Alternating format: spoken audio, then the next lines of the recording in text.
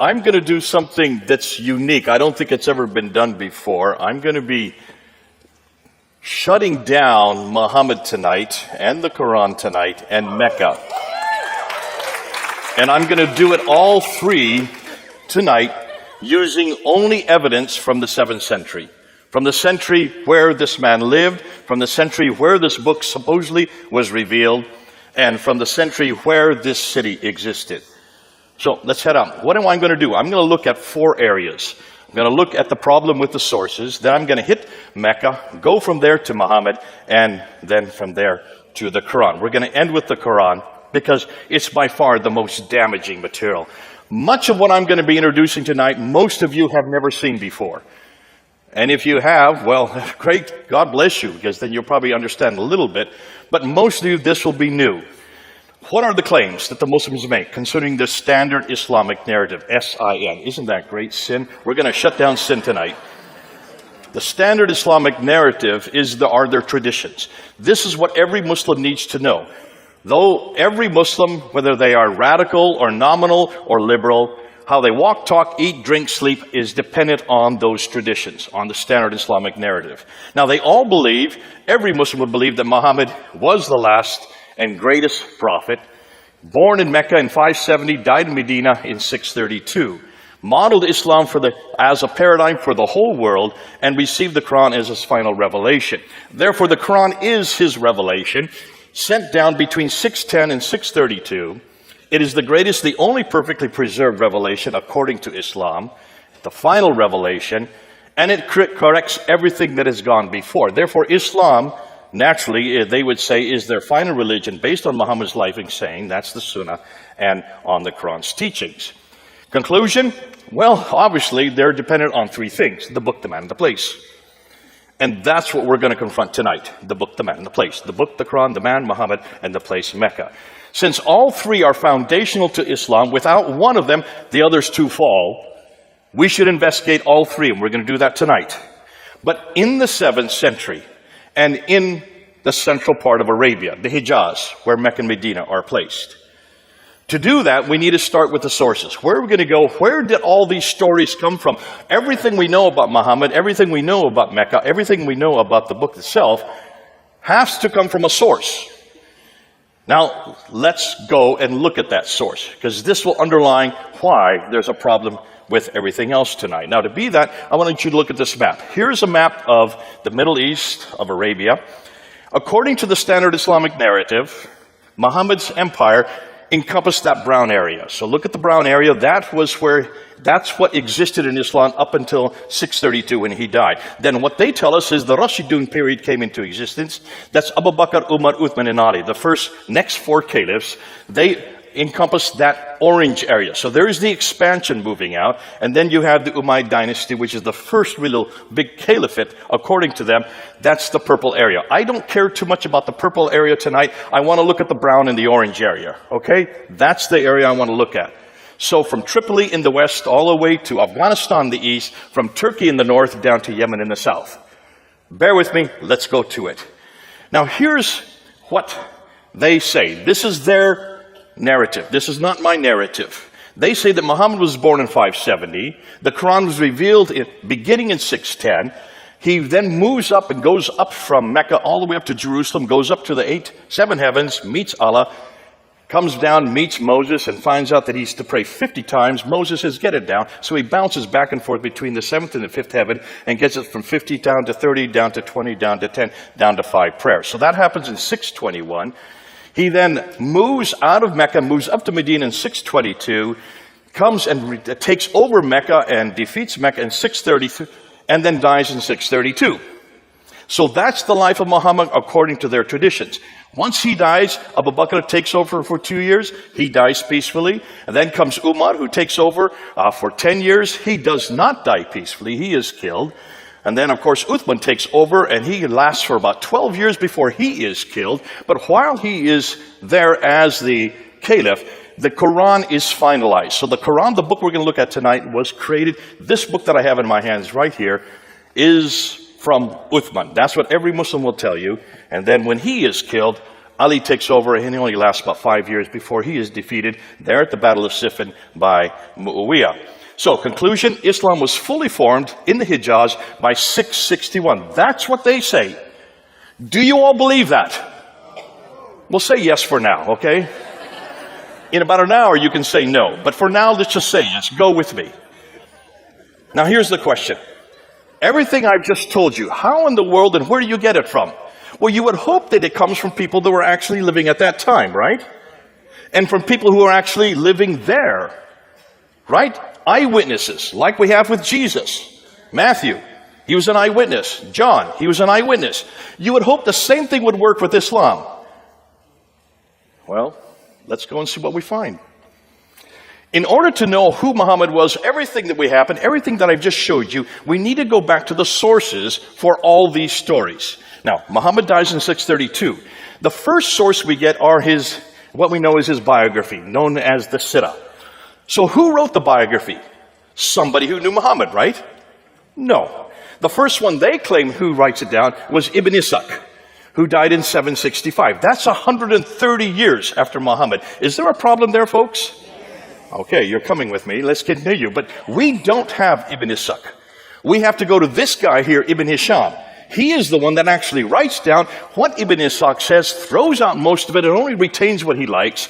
He dies in 833. After him comes Al-Waqidi, who dies in 835. That's what we know about Muhammad. Nothing from Ibn Ishaq. So let's just get rid of Ibn Ishaq. Whoop, whoop, there he goes. But that's not the only thing we have. That's not the only. We have an enormous amount of material on Muhammad, on what he says. This is known as the Hadith. And the sayings, these are the sayings of what Muhammad said. They were first written down by Al-Bukhari. Now look at his date, 870. You thought Ibn Ishaq was bad enough. This is 240 years after the fact. And after him, there's others like Sahih Muslim, Ibn Dawud, you have Tirmidhi, you have Majah, you have Abda, and then you have Nasai. So those are the six, what they thought authoritative hadith compilations that were put down. But look at, they're all in the 9th and 10th century, right? And then you have two more genre of what we know as a standard Islamic narrative, the tafsir and the tahqiq. The tafsir would be the commentaries which explain the Quran, and then of course the tafsir, which would be the histories of all mankind up until Muhammad. First written down by Al-Tabari. Look at his date. He died in 923. Now I'm putting you their death dates purposely, because everything was written normally within 20 years of their death dates. That's when they would be written. But it could be changed and continue manipulated all right up until they died. Notice, everything I've showed you doesn't even begin to get written down for 200 years. 200 years after Muhammad died, you get the Sirah, then you get the Hadith, another 240 years, and it's not till the 10th century that you even get the Tafsir and the Tahqiq. Abdul Malik's name I'm putting up there because he's the first one to introduce us to anybody called Muhammad. Look, when he introduced that, he introduces it in 692. Muhammad died in 632. You've got 60 years before he's even introduced into the world stage. Does that bother any of you? But the Muhammad we're going to talk about, the Muhammad of Islam, that Muhammad was introduced by these people, the Abbasids. And they do so, they come to power in 749. The Muhammad that we look at is all their invention. And they had 84 years to finally get down his biography, and about 100 years to get down his sayings, and of course, the other two genres. So, Muhammad was revealed 84 years after the Abbasids created him, 141 years after he was first introduced, yet 200 years after he supposedly lived. These are all too late. Now, on top of that, let's take a look at the people that introduced him. Look where they lived. Everything we've been told, they say, happens in Mecca, Medina. That's the Hijaz. That's the central part of Arabia. Those two green circles. Yet all of the writers of those traditions worked in Baghdad, which is 1,200 miles too far to the north. You have Ibn Hisham, who was born in Basra. He grew up in Cairo, but he did his work in Baghdad, Cairo is over 990 miles from Mecca. Basra is 1,200 miles from Mecca. You have Al-Bukhari, who writes the hadith. He is from Bukhara, which is Uzbekistan. That's 2,600 miles away. Al-Tabari, who wrote the Tafsir and the Tahqiq, he comes from Tabaristan, northern Iran. That's 1,700 miles away. None of the traditional writers lived or worked in Mecca or Medina. They were all too far to the north of Mecca and came from the west and east of Baghdad. All of these northern areas is where the Abbasids originated from. Are you starting to get the picture? There's a problem here. Everything we know about the man Muhammad, everything we know about the Quran, everything we know about Mecca comes from 200 to 300 years later and hundreds of miles further north. Too late and too far away. Okay, so you say, well, the same happens in Christianity. We've got the same problem. Do we? Let's do the same application. Let's look at our tafsir. Let's look at our hadith. In fact, let's put the same genre that we've just looked at for knowing who the book, the man, the place is, and let's apply it to Jesus Christ. Because Jesus Christ also has a sirah. That's the biography of Jesus written by Matthew, Mark, Luke, and John. Am I correct? He also has a hadith. Those are the sayings by Matthew, Mark, Luke, and John when it's written in red letters. Every time Jesus speaks, that's red letters. So we also have the hadith of Jesus. We also have the tafsir. Those would be the commentaries written by Paul. Again, the commentaries of what Jesus was saying and doing, Paul then applied to Ephesus and up to Corinth and to Philippi. So that would be the commentaries. And then we also have the tahqiq, which would be the histories. That's the book of Acts, written by Luke. So you have the exact same four genres in Christianity that they have in Islam. Now let's apply the dates for all of them. And I'm going to take the most liberal dates I can find. I'm going to step on all of your toes. Please don't get mad at me. I'm doing it for a reason. So let's look at, first of all, the tahqiq of Jesus. The history of the early church written by Luke between 52 and 62 AD. That's within 20 to 30 years, you already have the tahqiq of Jesus written down. When you look at the tafsir of Paul's letters, he was killed in 65 AD. He was writing within 15 years of Christ's death. So within 50 to 34 years, you already have Paul's commentaries, the tafsir written down. As far as the sirah and the hadith, the first writer to write them down would be Mark, 70 AD. That's within 37 years. You have Matthew and Luke coming right along, 80 years after, and then finally we end with John, who is the last to write the sirah and the hadith of Jesus. That's within 57 years. What that means is that within 29 to 57 years, all of Christ's hadith, sirah, tafsir, and tahqiq have been put together.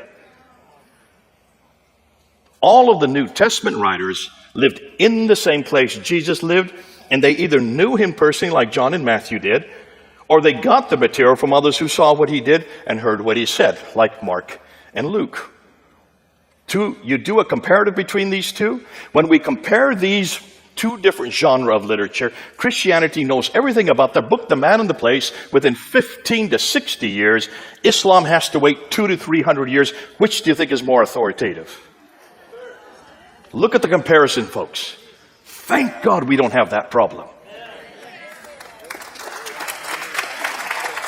As a comparison, if we were to depend on the sources for Jesus compared to what Muslims are dependent on for Muhammad, Jesus would not begin to appear until the 3rd century. How would we defend him? Yet no one's asking the same question of Islam until we are now going to do it tonight. So I'm going to make it one step further. Remember, I just got done telling you that Ibn Hisham wrote the sirah of Jesus and he died in 833, and that's 200 years after the fact. You heard me say that, right? I lied. We have nothing from Ibn Hisham. Nothing has been written that was written by this man in the 9th century. So where did this book, this is the book you all have to read. If any of you do any study on Muhammad, you have to read The Life of Muhammad written by Alfred Guillaume. This is the standard work that everybody has to go to. Where do you think it comes from? It doesn't come from Ibn Hisham. It comes from this gentleman right here, Heinrich Ferdinand Wüstenfeld, a German scholar, an Arabist living in the 1800s, who for 2 years between 1858 and 1860 went to 4 different German cities, this is in Europe, to different schools and certainly different libraries, and he just started putting together everything he could find on this man named Muhammad. Put it together in that 2-year period and published it in 1860. That is the biography that all of you have to read, because that was taken by Alfred Guillaume, then translated first into French and then into English. Everything we know about Muhammad comes from that German scholar. And it's only 160 years old. The man who Muslims are dependent on to know who their prophet is or what he did is an elderly German linguist who wrote Muhammad's story 160 years ago, thus over 1,000 years too late. Can you imagine how they're going to defend this? How, if there's any Muslims here, how will you defend your prophet now? Looking how late everything is concerning what he did there in supposedly the 7th century. You can see then the dilemma for scholars today. Their conclusions are Islam as we know it did not exist in the 7th century, but evolved over a period of 200 to 300 years. The Quran probably was not revealed to one man in 22 years, like Muslims tell us, but likely evolved over a period of 50 to 100 years. The conclusion, the history of Islam, at least from the time of the Caliph Abdul Malik, 685 to 705 and before, is a later fabrication. A later fabrication. Now, if that were the case, the problem is, well, what are we going to do? How is it? You can see what their concern is. They said, well, where do we need to go? Well, I would suggest let's go back to the 7th century. Since we can't trust the 9th and 10th century for what Muhammad was doing or what the Quran was in the 9th and 10th century, let's go back to the century Muhammad lived. Let's go back to the century if Mecca existed. And let's go back to the century that book was written. So let's start with Mecca. Why do I want to start with Mecca? You'll see why. Mecca is enormously important. Remember, Islam is dependent on 3 legs. You take out one of the legs, the other 2 collapse. So if you start with the book, the man, and the place for the 3 legs, if you start to confront Mecca, it starts to teeter. Once you shut down Mecca, everything else collapses.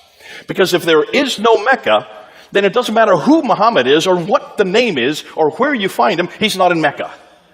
Right? And if he's not in Mecca, then what Muhammad are we talking about? And it doesn't matter what Quran we're looking at, it's not from Mecca. If it's not from Mecca, bingo, then you got a different Quran. So let's shut down Mecca first. Let's begin with Mecca and let's see what we can find. Now this is what they claim.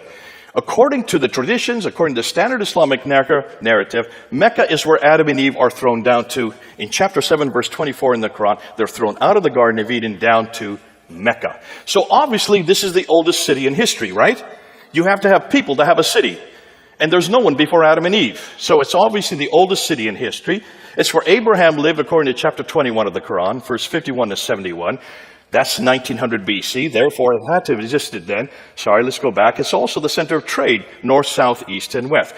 So it should be one of the best known and best documented places in history.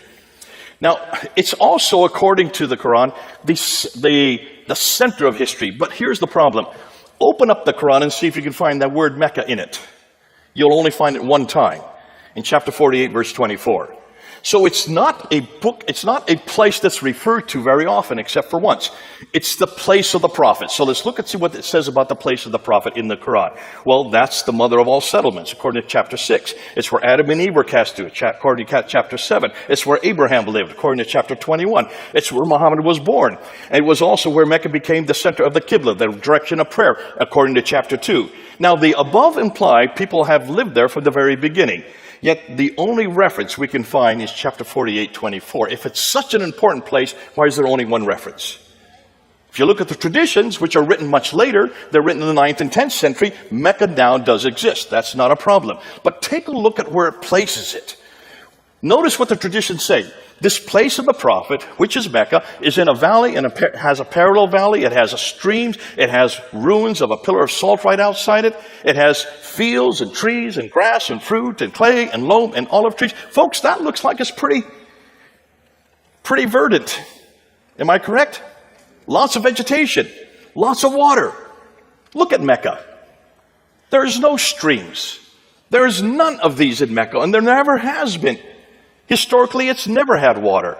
So obviously, whatever the traditions are referring to, it's not the Mecca we know today. When you look and unpack the Quran, and you look at it, you will notice that an awful lot of it refers to geographical locations. 65 geographical references, but only 9 places are named. And over again, it refers to these people from Ad. 23 times these people from Ud, that's the biblical Uz. 24 times the people from Thamud, that would be the Nabateans. That's 7 times the people from Midian, they're the Midianites. But take a look on the map and see where they're all placed. They're up in Jordan. Mecca is at the very bottom of the map. Do you see it down there? There's 600 miles. If this prophet were having daily contact with these people from Ad Thamud in Midian, he'd have to have a helicopter or a jet to get up and back in 1,200 miles in just one day. They didn't have helicopters back then. Can you see a problem, folks? Obviously, whoever this prophet is, who's having this relationship with all these people, either had to live up there, or this is nothing more than fiction. When we look at the prophets, prophet after prophet, Adam and Eve, Seth, Ishmael, Noah, Hud, Saleh, Queen of Sheba, Daniel, they were all buried in Mecca. Over almost 300 prophets are buried in Mecca. Now, when they're buried in a kneeling position so that they continue to be preserved in that kneeling position. If that were the case, then they still should be there today. Am I correct? So look at all the enormous amount of building that's going on around Mecca. That building that you see there, that tower, is the 4th highest building in the world. When you look at it, you will notice all the buildings around it. You have to have huge foundations in order to build something that high. As they're building these foundations, they should have come across one prophet. They haven't found one, suggesting that none of these prophets were buried there. If the above were true, this would mean that almost all of the Bible would have to be rewritten, as all of our prophets are 600 to 1,000 miles further south. So when is the first reference you can find to Mecca? It comes from the Apocalypse of Pseudo Methodius Continuato Byzantia Arabica, 741 A.D. Muhammad died in 632, if he even lived. That's over 100 years later that we get the first reference of it. What about the maps? Is Mecca on any map? Ptolemy is the best source to go to because he wrote the geography of Arabia, and there are those who've taken his geography and put maps together, like Reinhard Holle in 1400s. Notice when you look at the map, Mecca is not there. Here's another one put together by Laurent Fries in 1541. Notice Mecca is not there as well. Here's another one putting what Ptolemy said, put together in 1571, put together by Sebastian Munster. Same problem. Mecca just doesn't exist on any of these maps. Here's a 7th century map that has been redacted back to the 7th century. Did you see Mecca on it? I don't. Here's another one, redacted back to the 7th century. Can you find Mecca on any of these maps? Not one. So certainly Ptolemy didn't know about this place. When you look at the Qiblas, these are all the direction of prayers. Now remember, in chapter 2 of the Quran, all the Qiblas were directed to Mecca according to the Quran itself. Dan Gibson, who's done the best work on this, and he has gone through over 100 mosques, and he's gone to all their Qiblas, and notice what he has found. From the 7th century up until the 8th century, up until 706, every Qibla is facing Petra. Not one Qibla is facing Mecca. We're in the 8th century, we still can't find any mosque facing Mecca. It's not till 715 that the first mosque faced Mecca. What does that tell you? For 100 years, they never knew where Mecca was. And in fact, look where all these Qiblas are. They're right there in Medina, in China, in India, in Syria, in Egypt, in Israel, in Jordan, all over the world. And yet none of them seem to know where Mecca was. For over 100 years, they didn't know where Mecca was. Were they that inept? Or did Mecca even exist? Now we come to the trade route theory, and this is where Montgomery Watt has helped out the Muslims. He's tried to help them out to show that you can find Mecca if you just look at the trade route. The trade went through Mecca. Now the trade used to go this way, right up through the Persian Gulf, to Basra, across Iraq, across Syria, over into Lebanon.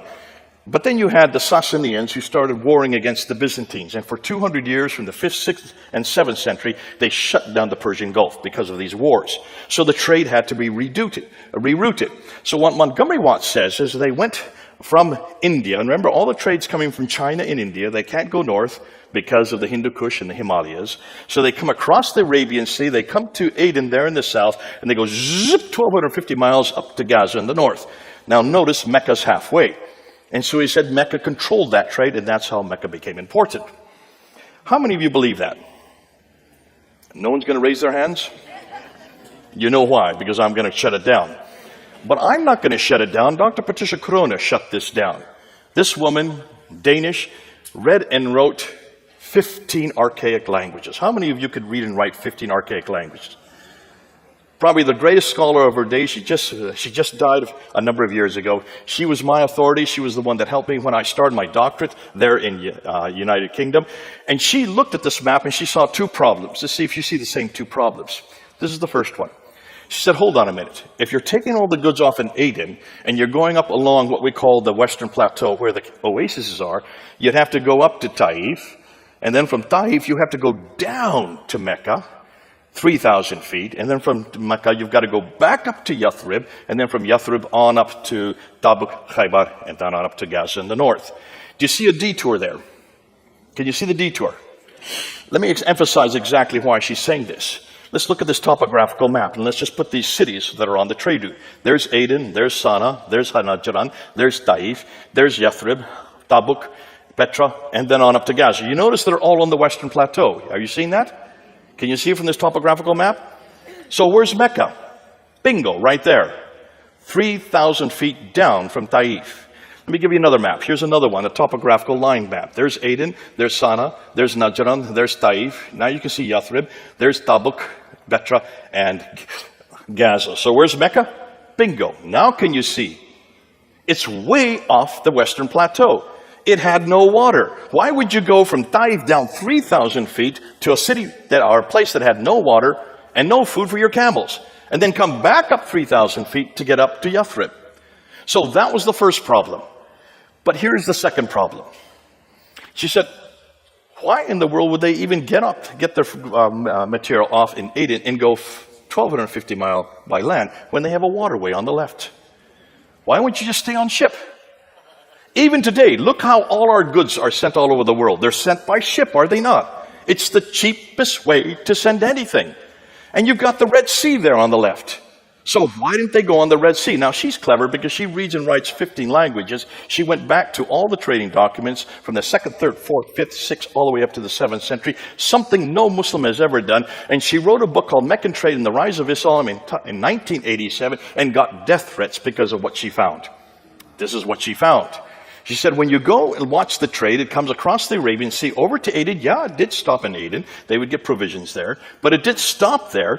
They wouldn't take off any goods there. They would go up into the Red Sea. They would go to Agilis. And she found Agilis over and over again. And then from Agilis, went up the Red Sea, on up to Petra, and then from Petra to Gaza, and then from Gaza right across the Mediterranean world. That's what she found. But she didn't go far enough. That was in 1987. We have found something else. See, what she didn't realize is what part of the Red Sea and what side of the Red Sea did they go up? To do that, you need to look at topographical maps from space, and you need to see where the channels are. Do you see the dark blue line there, right in the middle of the Red Sea? There, I'm going to put a red line on it so you can see it even better. That's where the big ships go today. But back in the 7th century, they didn't have big ships. So where did they go? They went where the orange lines are, the golden lines. Those are the channels that the boats use. Notice they're not on the Arabian side, they're on the African side. Am I correct? So, unlike the East Arabian shore, which was arid and dry with no fresh water and thus few people, the West African shore had plenty of fresh water and had larger populations. What's more, the West Coast had easily accessible ports. We know their names. Here they are. The ports along them are Asab, Agilis, continue on Suakin, Berenice, and Safaga. Look at the dates. They all predate Islam. Notice they're all 1 day's boat ride apart. So they would go in every night to shelter. These have been around since the 3rd century BC. On the Red Sea side, on the Arabian side of the Red Sea, the only port that we know of is called Yanbu, which supported Yathrib. So what about Jeddah, which supports Mecca? Muslims have always asked me, well, then didn't Jeddah exist also? Dr. John Halting, who is the world authority on Jeddah, wrote his book on it. And if you look at his book, he says Jeddah did not exist until the 8th century AD. It was created because Mecca was created. Mecca had no water, therefore it needed provisions. That's why they created Jeddah. Therefore, since there was nothing, let's get rid of Jeddah and Mecca. Boom, they go off the screen. Without Jeddah, without Mecca, what happens to Islam? A big red X. Well then, what about the civilizations? Maybe they knew about this place. So let's ask, and Dr. Patricia Corão went around, she asked this question. If Mecca was the oldest city in the history of mankind, someone somewhere should have heard of it. So she went and she looked at all the empires to see what they said. Now remember, she reads and writes 15 languages. So she read everything in its original tongue. The Assyrians, she found nothing about Mecca. The Babylonians, they knew nothing about Mecca. The Roman Empire knew nothing about Mecca. Neither did the Persians. What about those closer to it?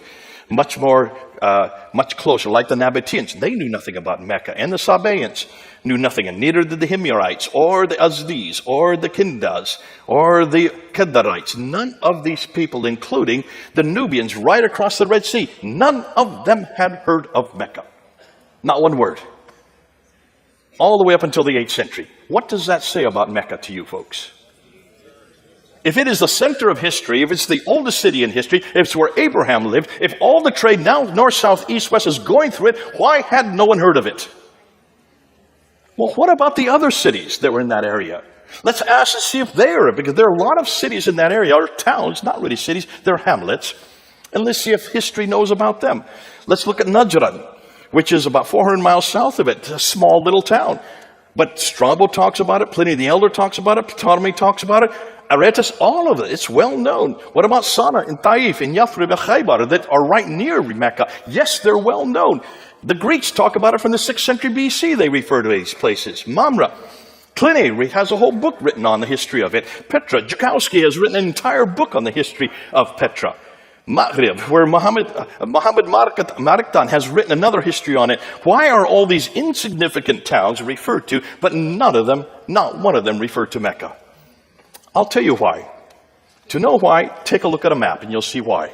Look at those 4 maps. Those are 4 topographical pictures of Arabia. And what do you notice about Mecca and Medina?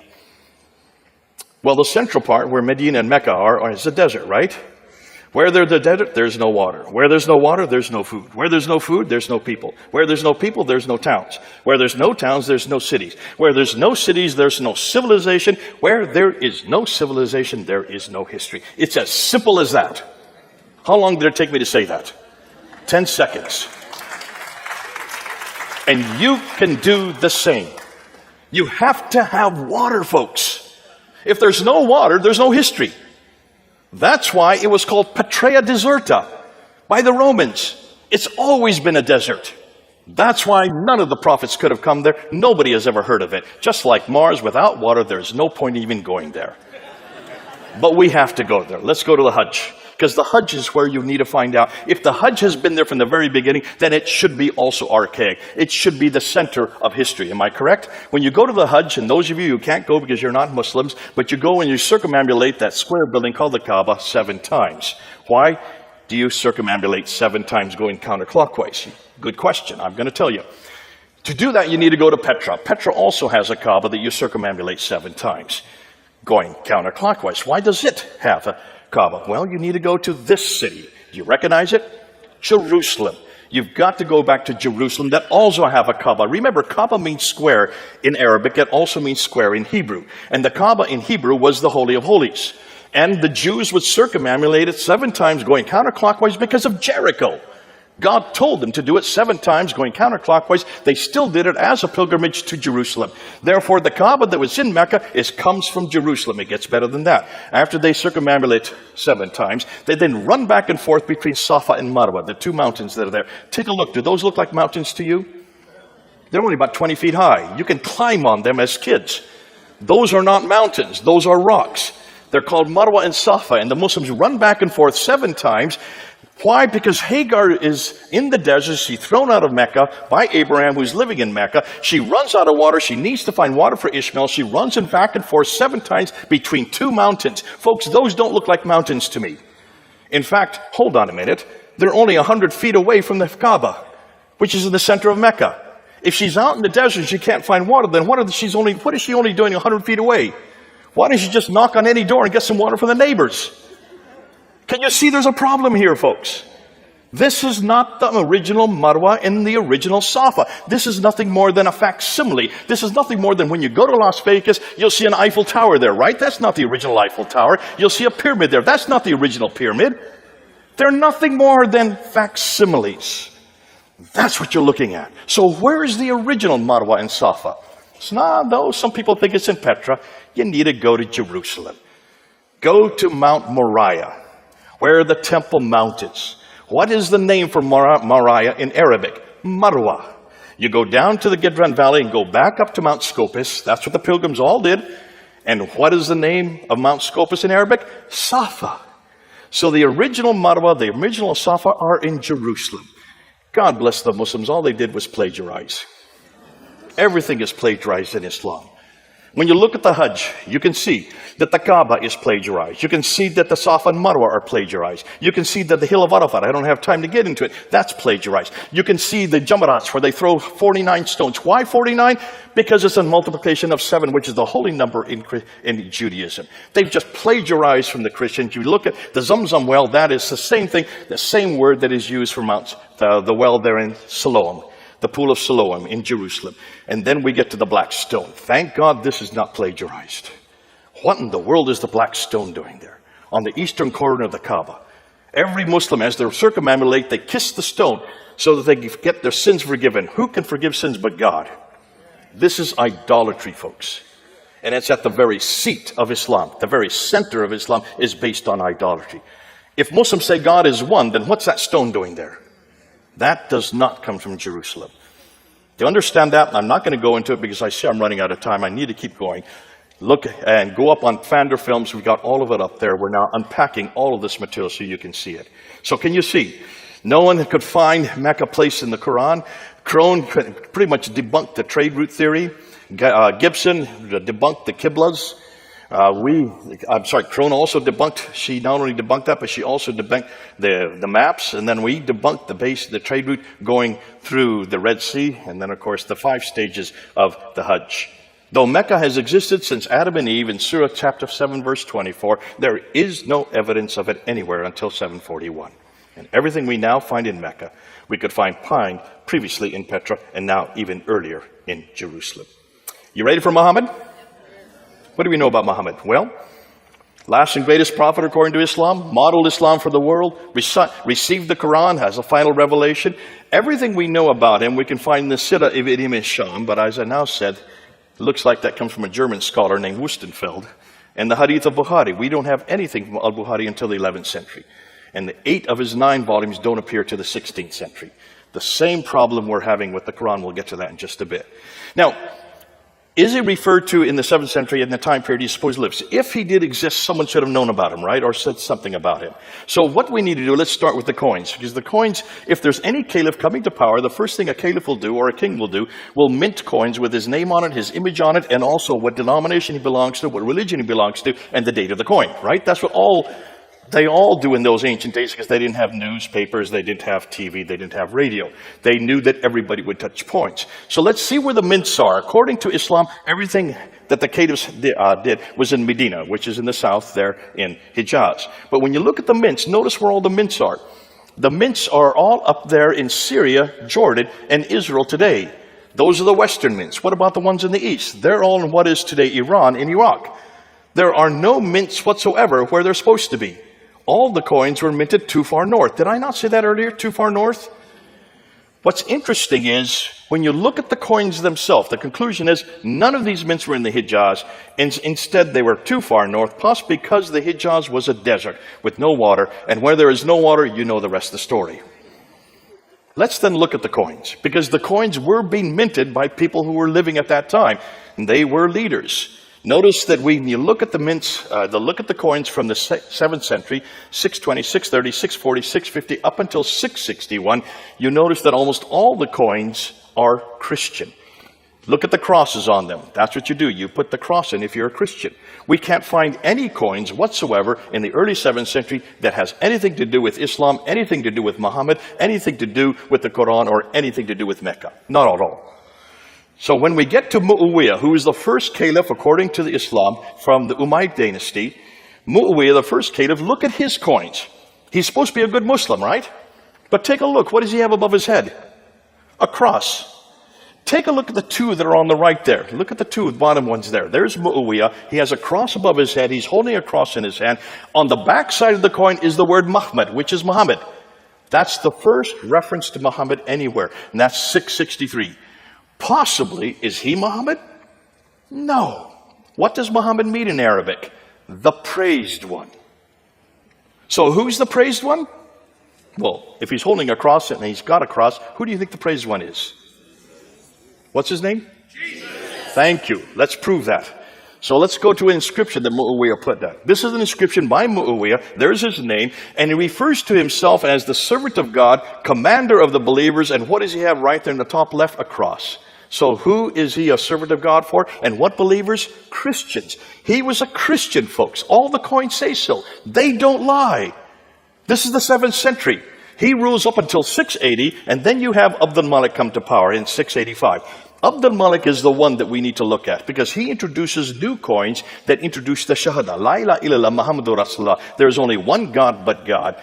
Muhammad is nothing more than the servant of God. But remember, Muhammad is a title. It means the praised one, right? So what does he do? Because of he puts that up there, Justinian II goes to war with him. He's the Byzantine emperor.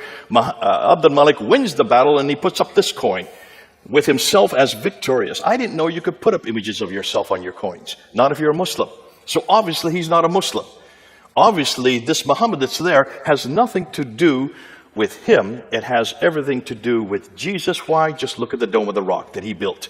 Look at the inscriptions on the Dome of the Rock that he built in 691. When you look at the inscriptions, you will see they're all attacking the divinity of Jesus, his Christology, the Trinity, and his sonship. All of these inscriptions, say not three, for God is one and he has no son.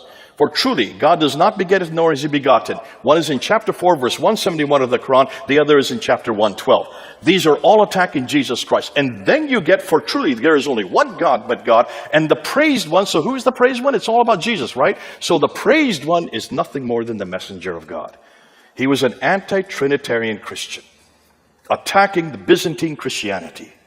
Why? Because they're his greatest threat as the other superpower of his day.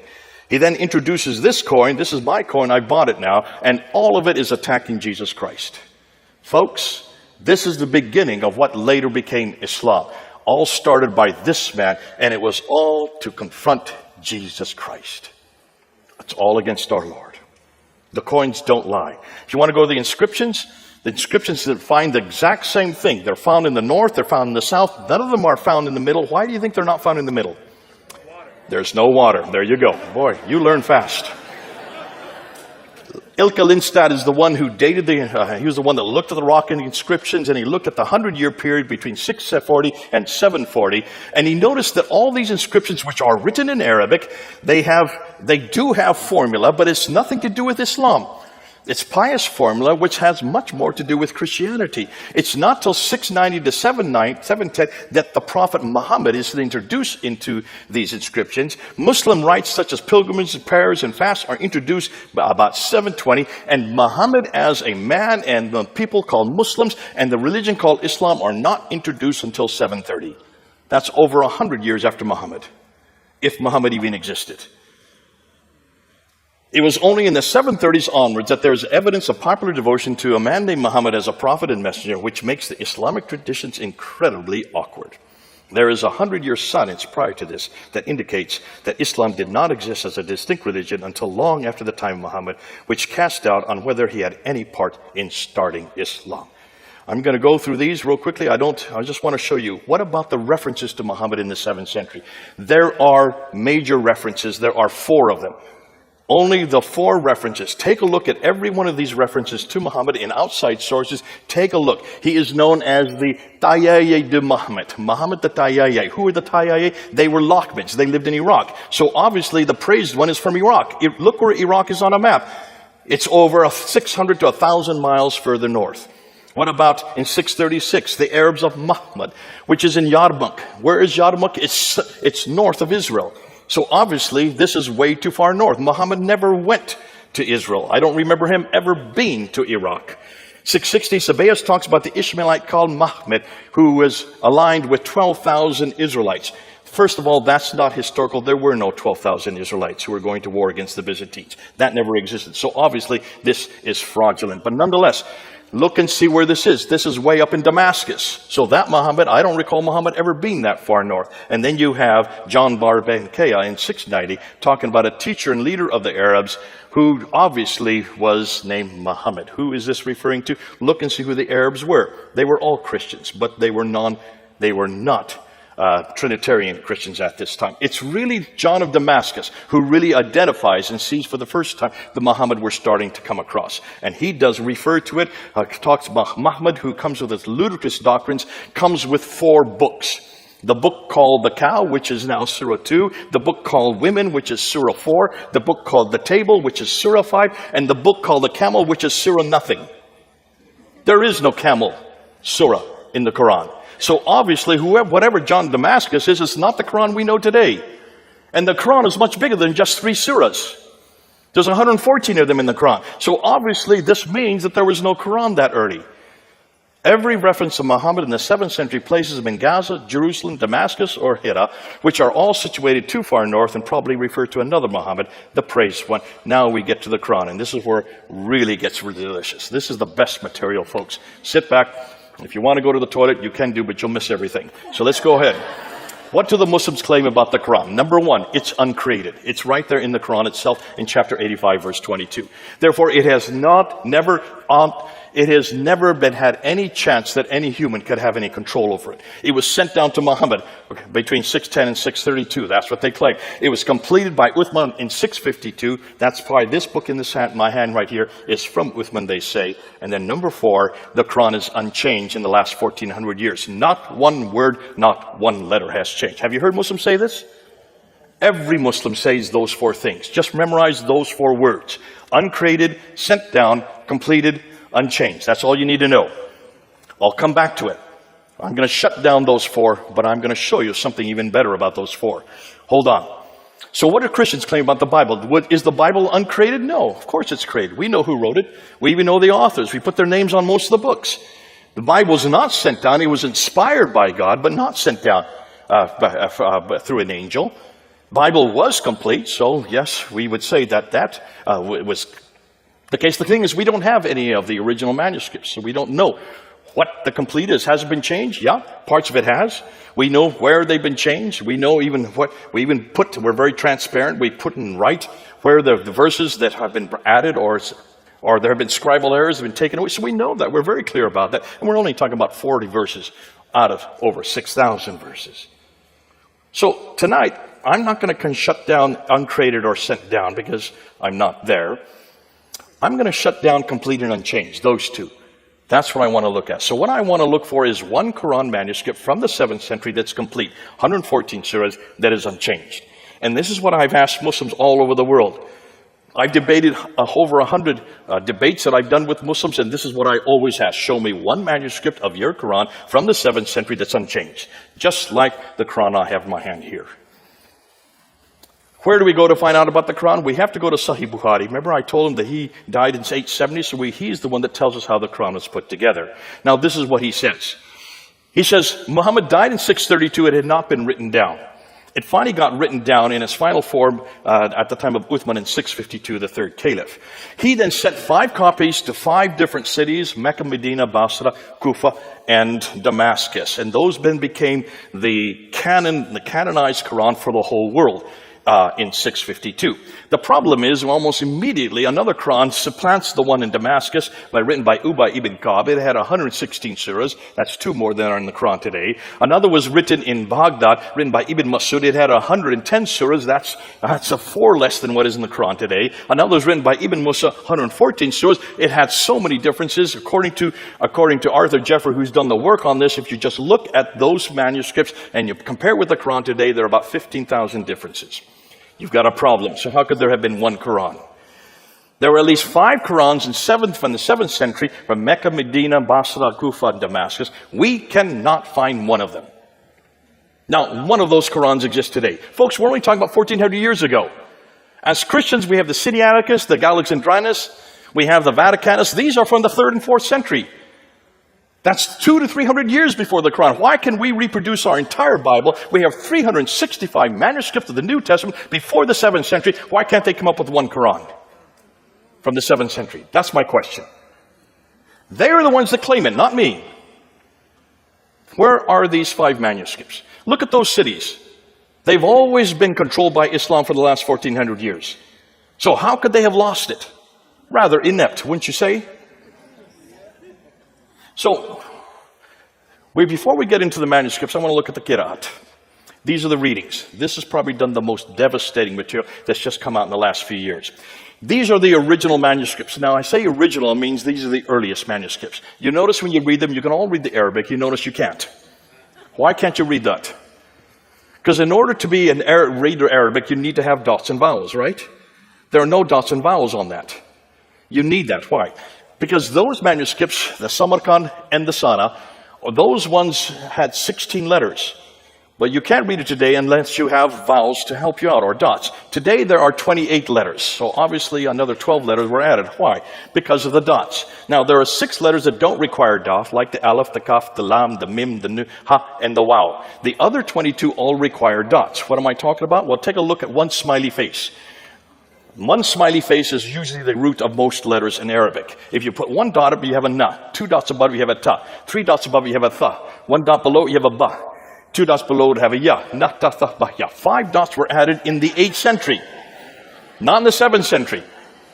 Now I can read it, but that didn't exist in the 7th century. Not in those manuscripts you just saw. Hold on, what about dialectical differences? You need to have 3 vowels to have dialectical differences. So you need to have a dama, which is the u sound. You need to have a kasra, which is the e sound. And you need to have a fatha, which is the a sound.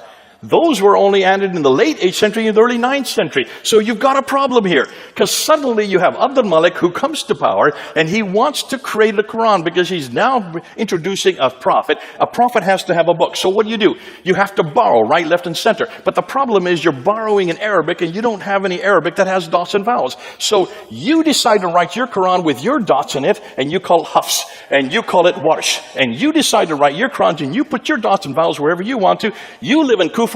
You live in Cairo, you live in Damascus, and you put your own dots wherever you want to, and you put your dots where you want to. Suddenly we have 4 different Qurans, right? In 4 different cities. Well, that starts to proliferate. Until the 10th century, there were 700 different Qurans. Did you hear me? 700 different Qurans. According to this man who did his doctoral thesis, he's now head of the Islamic department at Harvard University.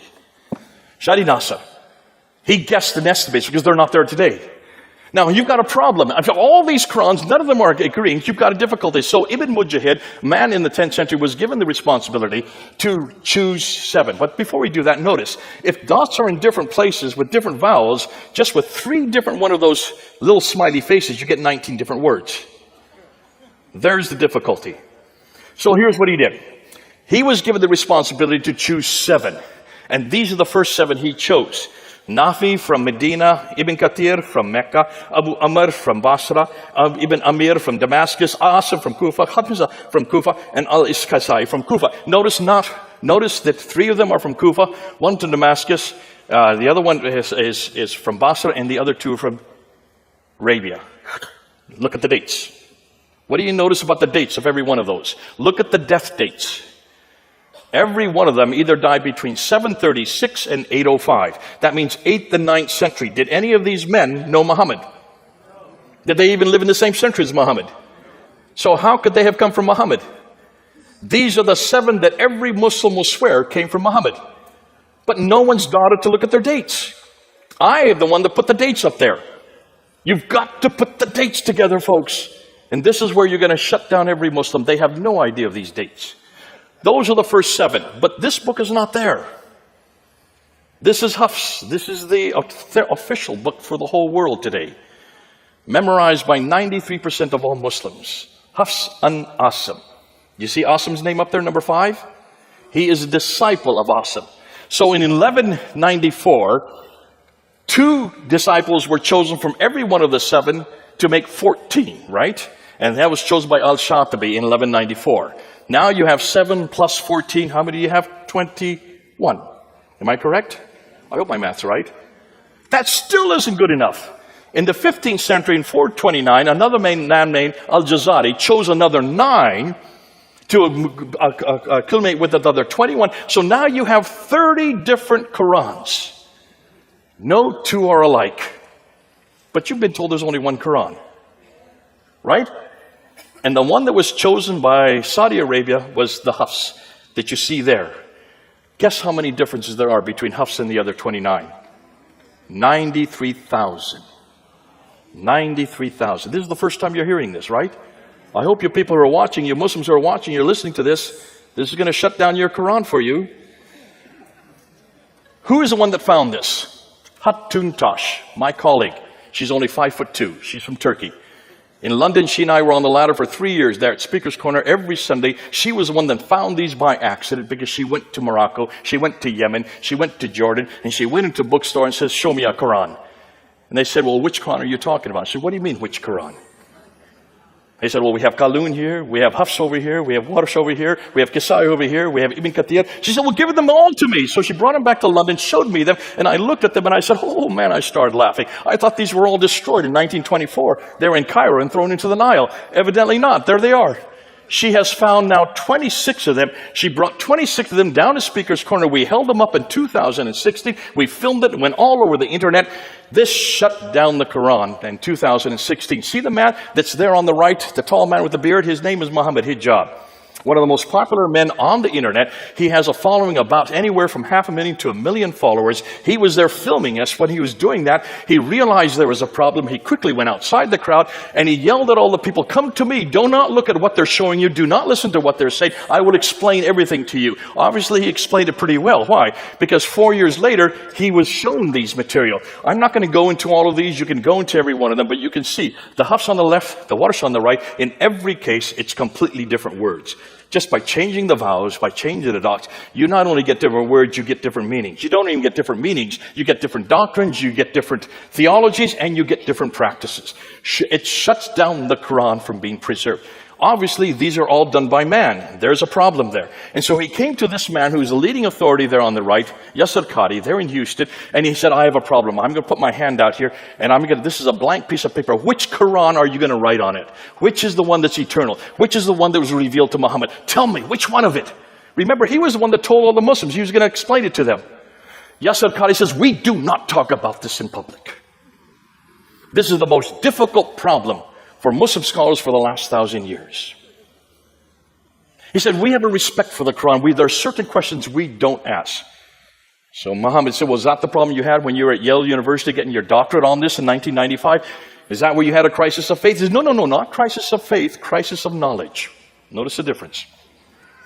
He said, in the West, the scholars have come leaps and bounds in the last 100 years. And they're looking at you, pointing to Muhammad Hijab in the East. They're looking at you like the emperor with no clothes. Why? Because your standard narrative has holes in it. What narrative? Standard Islamic narrative. S-I-N. Has holes in it. Well, we know sin has holes in it. But can you see what happened? This was only a 28 long... This was really a question that was happening. It was an interview for 28 minutes. He didn't know we were all watching this. He said, I never have talked about this for 25 years. I will never do a lecture on this. So Muhammad Hijab put his hand out a second time. He said, you've got to tell me which is the one that's eternal. Because the Quran says in chapter 85, 1 and 22, that this book is eternal. The Quran says in chapter 10, verse 15, and chapter 18, verse 27, that no man can change one word or even one letter. It says in the Quran, chapter 15, verse 9, that Allah protects his word. Which is the one? Yasser Qadi, after 28 minutes, finally had to give in. And he finally had to admit, they're all the Quran. All 30 of them. You take a little bit of Qalun, you take a little bit of Warsh, you take a little bit of Hafs, and you just mix them out, and that's the Quran we have today. I started clapping. I was watching this live. I said, Yasser Qadi, you have no idea. You've just now admitted that there are 93,000 differences. I'm going to show you these two right here. These are two of them right here. There's the Hafs, here's the Warsh. You can buy these on the internet. This is the one that is memorized by 93% of the world's population. This is memorized by 3% of the world's population. This is from Egypt. This one is from Kufa in Iraq. There are 5,000 different words between these two books. I'm holding them right here. This shuts down the Quran. Within 2 weeks, if you looked at their sites, there were hundreds of Muslims that said, we're leaving Islam because of what you have said. And our blood is going to be on your shoulders. They had to shut down those comments. Within 2 months, they had to take that video off of both their sites. But I've got it. David Wood has it. Hatuntash has it, and every June 8th of every year, we bring up that interview once over again and show the whole world. You cannot say that this comes from God. You cannot even say it comes from Muhammad. You can't even say it comes from Uthman. This has been changed and manipulated from the last 1,400 years. Now let's get to the manuscripts. Because the manuscripts we do have. Now, we have 8,500 Greek manuscripts, 10,000 Latin Vulgates, another 9,000 in 11 different languages. That's roughly 24,000 to 25,000 manuscripts of the New Testament alone. Am I correct? Just say yes. How many manuscripts do they have that are early? 6. You want to see them? There they are. The Topkapi from Turkey, the Samarkand from Uzbekistan, the Ma'il in London, the Petropolitanus, I'm sorry, I'm going the wrong way, from France, the Al-Huzayni there in Cairo, and the Sana manuscript, the most exciting, there in Yemen. I'm not going to unpack every one of them. These are the ones we're debating. I did a debate on these 6 manuscripts in 2014 with the world's leading scholar, Dr. Shabir Ali. He could not answer one question because he'd never looked at these manuscripts. I have 3 of them, the facsimiles of 3 of them in my office. We're looking at them. Folks, do you notice what we have found? No 2 of these manuscripts are from the 7th century. They're from the 8th, 9th, and 10th century. No 2 are alike. And they don't agree with the Quran we have today. The best one, the Topkapi, which is about 99%, has 2,270 manuscript variants. When you look at the Sana manuscript, it has 2 different layers of letters, and there are 63 verses in the lower layer. It has 70 variants just within those 63 verses. Can you see there's a problem here? I'm not going to get into these ones here. These are the carbon datings. But when you look at the carbon datings of the earliest manuscript, the Sana manuscript, the datings of the carbon datings of this manuscript, they are date from 390 to 550. They all predate the Quran. They predate Islam, and they predate Muhammad, proving that carbon dating don't use. So they came up with this book here called the Birmingham Folios, the Birmingham Manuscript. Remember this in 2015? It was all over the internet. When you look at the Birmingham manuscript, it's only 2 pieces of paper, front and back. It's only 33 verses, and guess what? It's all about the 7 sleepers of Ephesus, chapter 18. That has nothing to do with Islam. It's about the proto-evangelion of James. That has nothing to do with Islam. And it's about the story of Moses. That all predates Islam. All of these are in Arabic, and they are nothing to do with Islam. So what's going on? Hold on. I want to introduce this guy here, Dr.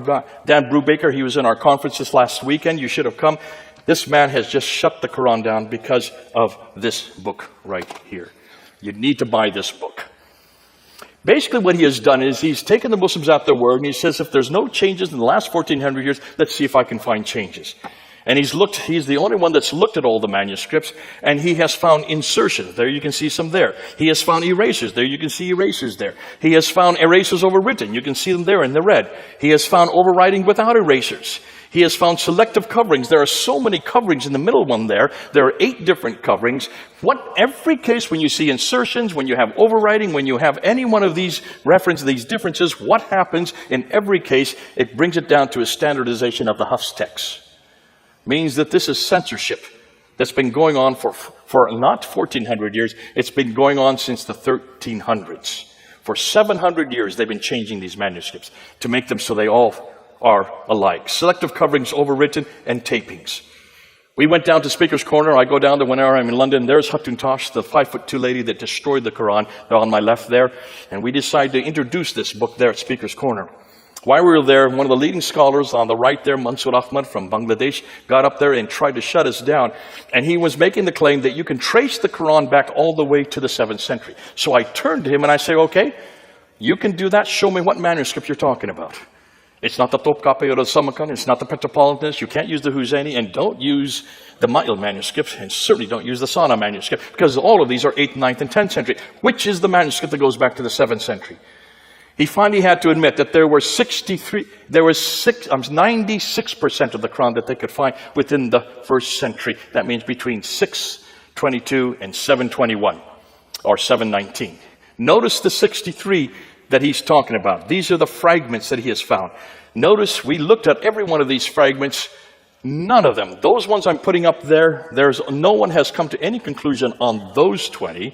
The next 9 are all after 7th, 19. So they shouldn't have used those 9. And the next 34, no one's done any work in.